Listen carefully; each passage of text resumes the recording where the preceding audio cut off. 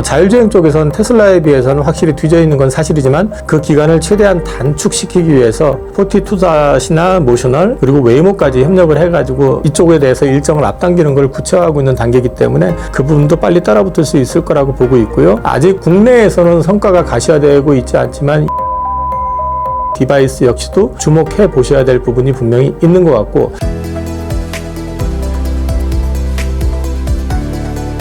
매주 화요일 저녁 8시에 진행되는 무료 특강 아래의 링크에서 신청하세요. 네, 안녕하십니까. 저는 IM증권의 이영훈이라고 합니다. 전에 한번 나왔었고 이번에 두 번째 뵙고 있는데 시장이 굉장히 좀 과열된 상태에서 나왔기 때문에 오늘은 그것과 관련된 부분들을 좀 말씀드리려고 합니다. 4월 27일 기준 SK하이닉스가 7% 이상 상승했는데 삼성전자 포함 반도체 흐름은 어떻게 보시나요? 삼성전자나 뭐 하이닉스 같은 경우는 실적은 워낙에 좋은 건 다 알고 있지만은 일단 전 개인적으로 지난주부터 말씀드리는 거는 이번 주에 빅테크 실적이 아마 목요일 날 새벽에 다 발표가 날 겁니다. 그렇게 되면은 실적이 좋아서 올라왔고 기대감으로 올랐었던 부분들을 다시 한번 빅테크를 통해 가지고 지속 가능성에 대해서 확인을 할 가능성이 좀 있다고 보여지고 있고, 그다음에 또 한 가지는 단기적으로 저는 좀 과열된 느낌도 좀 있습니다. 그래서 조심스럽지만은 5월 달은 좀 쉬어가는 그런 그림이 나오지 않을까 조심스럽게 생각을 하고 있고, 장기적인 그림으로 봤을 때는 저는 AI 투자와 관련돼 가지고는 여전히 버블이 아직 형성된 상황은 아니기 때문에 투자는 지속될 가능성이 높다는 측면에서 본다면은 여전히 기간 조정을 받고 나면은 추가적인 업사이드는 있을 거라고 보고 있습니다. SK하이닉스 실적이 AI 버블 해소 신호인지 어떻게 판단하시나요? 실적만 보면은 뭐 서프라이즈가 맞고요. 근데 이제 다들 버블이다, 과열이다 이런 얘기를 하는 게 결국 가가지고 과거에 이제 패턴을 보면은 주가가 항상 그러니까 실적이 좋을 때가 고점이었을 때가 많고, 그러다 보니까 지금 이제 실적이 역대급으로 나오니까 이 부분이 지속될 수 있겠느냐에 대한 의심을 좀 갖고 있는 것 같습니다. 근데 시장 자체를 저는 개인적으로 보고 있는 거는 이번 AI 사이클 같은 경우는 기존과는 좀 다른 상황이라고 좀 보고 있기 때문에 다른 상황으로 보는 이유가 우선은 지금은 인프라 구축에서 끝나는 게 아니라 이게 조금 더 확장이 된다 그러면 결국 디바이스의 확산까지로 이제 봐야 되는데, 이게 디바이스 확산이라는 게 단순히 자율주행 휴머노이드뿐만 아니라 사실은 우주하고도 또 연관이 되거든요. 그래서 개인적으로 봤을 때는 지금은 투자 사이클로 봤을 때는 뭐 인프라 구축의 단계에서는 중기 사이클 중기까지는 왔다고 보기는 하지만은 이게 고점이다라고 저는 보고 있지 않기 때문에 밸류에이션은 여전히 싸죠. 2년 동안의 영업이익이 지금 시가총액을 거의 다 커버할 수 있는 정도의 수익을 내고 있는 상황이기 때문에 아직까지는 버블이라고 얘기할 수는 없을 것 같고, 최근에 장기 공급 계약이라든지 그다음에 이제 낸드 부문 쇼티지 문제라든지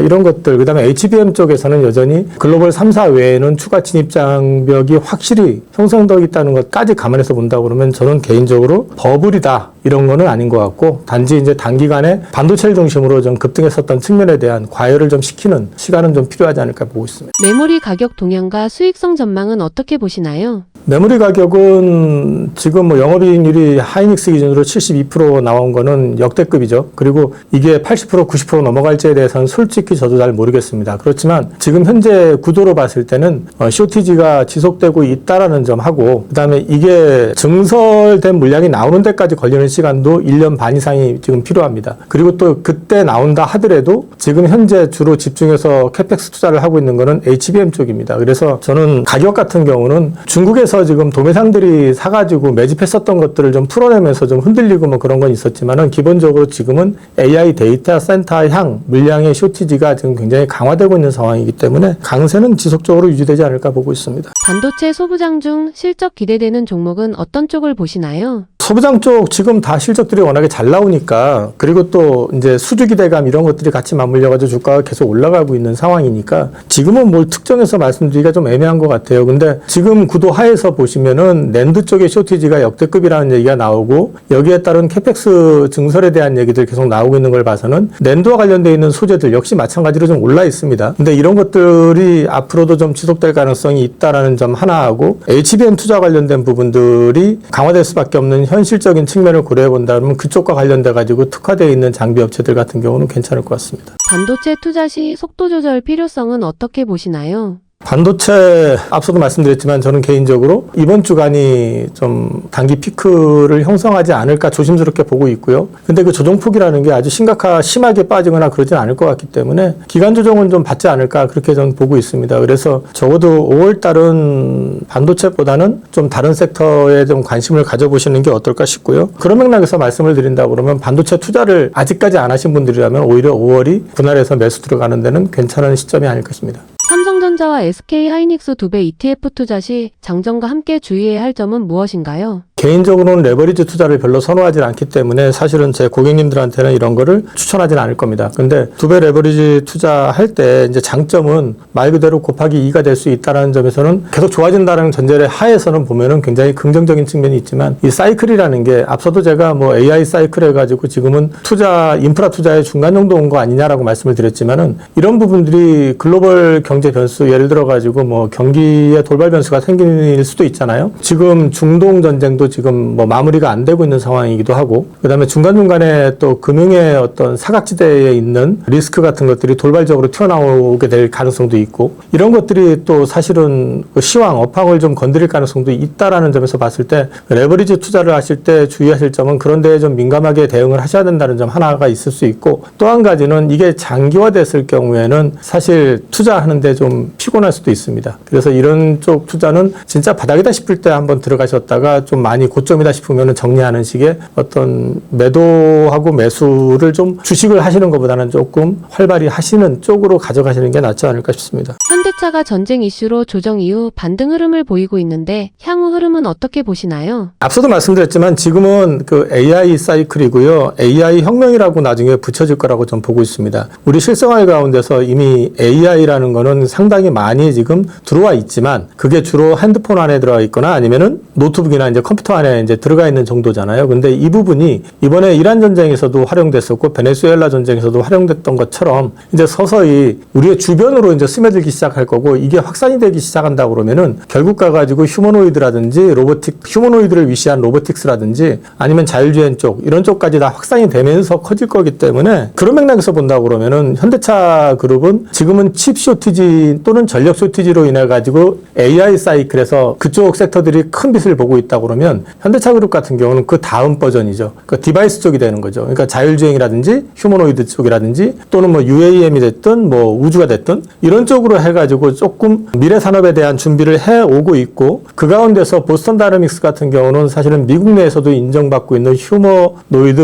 업체라는 점에서 더더욱 주목을 받으실 수가 있을 것 같고요. 자율주행 같은 경우도 이제 구체적인 일정을 제시하고 있는 상황이기 때문에 이런 부분들의 가치가 서서히 부각이 되면은 지금보다는 더 뒤에 좀 활발해지는 그림이 나오지 않을까 그렇게 기대하고 있습니다. 하이브리드 효과가 북미 유럽 판매에서도 확인된다고 보시나요? 일단 하이브리드 차량 자체가 이번에 사실은 현대차가 판매량이 줄었다고 하는데 실질 글로벌 판매량 줄어든 거에 비하면 훨씬 더 선방한 건 사실입니다. 그리고 그 중간에 하이브리드 차가 있었고요. 글로벌리로 봤을 때 하이브리드 차량에서 글로벌 넘버 2 정도 됩니다. 넘버 1은 뭐 누가 뭐래도 토요타가 1등이고요. 거기는 뭐 이미 80년대부터 그 하이브리드 차량을 갖다 팔아가지고 레퍼런스를 가지고 끌고 왔었던 회사고 또 하이브리드의 지속 가능성 때문에 전기차 투자를 좀 주저했던 회사일 정도로 그쪽에 진심이기 때문에 거기를 압도하기는 좀 쉽지 않은 것 같지만 그 외를 놓고 보면은 사실은 혼다도 제쳤고 확실한 넘버2로 자리를 잡고 있는 상황이고 그 부분에 대한 수혜는 분명히 있는 것 같습니다. 그래서 실적을 방어하는 데는 굉장히 긍정적인 역할을 하고 있는 거로 보셔야 될 것 같고요. 다만 이걸로 인해 가지고 주가가 상승할 거라는 기대는 안 하시는 게 좋을 것 같은 게 지금은 현대차는 레거시 자동차나 이 중간 단계인 이 하이브리드보다는 미래 산업에 대해서 관심을 지금 보여주고 있는 피지컬 AI라는 쪽에서 관심을 갖고 있는 그런 상황이라는 점을 고려하시면 될 것 같습니다. 현대차 로봇 국방 수주 이슈 모멘텀으로 이어질 수 있을까요? 하나의 가능성을 보여줬다고 이제 말씀을 드릴 수 있는 정도고요. 이거는 사실은 미국 정부의 승인이 나야지 가능할 겁니다. 일단은 살상용으로는 지금 현재 미국에서는 보스턴 다이내믹스를 현대차가 인수할 때 안 하는 쪽으로 군사용 목적으로는 사용하지 않는 걸로 해서 조건을 달아가지고 인수를 했기 때문에 한국 국방부가 그걸 요청한다고 해서 바로 승인이 나고 판매되지는 않습니다. 이 부분에 대한 조율은 분명히 필요하게 될 것 같은데 근데 이런 것들도 있습니다. 있습니다. 이제 군에서 보면은 꼭 전투용이 아니더라도 예를 들어서 지뢰 제거라든지 탐지라든지 그 다음에 또 관측이라든지 경계라든지 이런 부분들을 갖다가 대신할 수도 있거든요. 그래서 이런 것들까지 종합적으로 본다고 그러면은 미래 어느 시점에서는 또 하나의 가능성을 갖다 열어놓은 것이다라고 말씀드릴 수 있을 것 같고, 궁극적으로 휴머노이드가 생각보다 우리 가까이 와서 주변에서 이제 서서히 확산되는 것을 우리는 볼 날이 멀지 않았다. 그걸 확인할 수 있는 게 아닌가 싶습니다. 현대차 그룹의 미래 지향점은 어떻게 보시나요? 저는 개인적으로 봤을 때 미래 산업에 대해서 가장 준비가 잘 되어 있는 그룹이라고 생각을 합니다. 앞서도 말씀드렸지만은 그 AI 사이클에 있어서 디바이스 쪽에서 확산의 어떤 포텐셜이 가장 큰 산업은 자율주행입니다. 그리고 또 휴머노이드입니다.